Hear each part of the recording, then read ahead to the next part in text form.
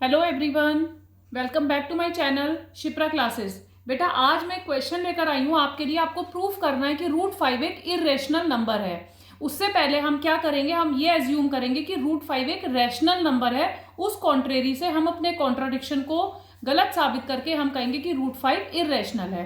तो हमने क्या एज्यूम किया, हमने एज्यूम किया कि √5 एक रैशनल नंबर है और रैशनल नंबर हमेशा a/b की फॉर्म में होता है। तो a और b क्या हो जाएंगे यहाँ पर, को प्राइम नंबर्स। अब मैंने क्या करा, दोनों साइड स्क्वायर कर दिया। √5 का स्क्वायर इक्वल a/b का स्क्वायर। √5 का स्क्वायर इज 5 एंड a/b का स्क्वायर a²/b²। अब हमने करी क्रॉस मल्टीप्लीकेशन तो मेरे को मिला a² is equals to 5b²। अब इस इक्वेशन से आपको क्या समझ में आ रहा है कि a² जो है वो मल्टीपल ऑफ 5 है। अगर a² मल्टीपल ऑफ 5 है तो a भी मल्टीपल ऑफ 5 ही होगा।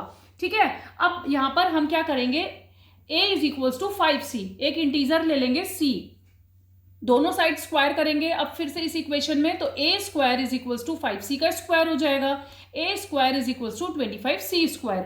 अगर मैं इसे इक्वेशन 1 ले लूं तो from equation 1 we can put the value of a² is here. a² की जगह हमने लिखा 5b²।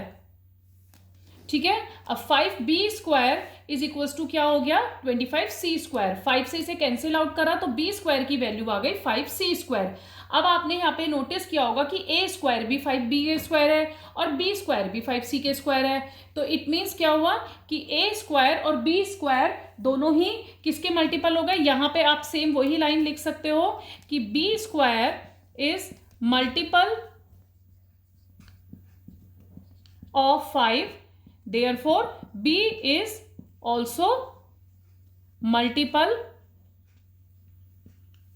of 5। ठीक है, तो अब यहां से हमें क्या समझ में आया कि a और b दोनों का एक कॉमन फैक्टर है 5। a and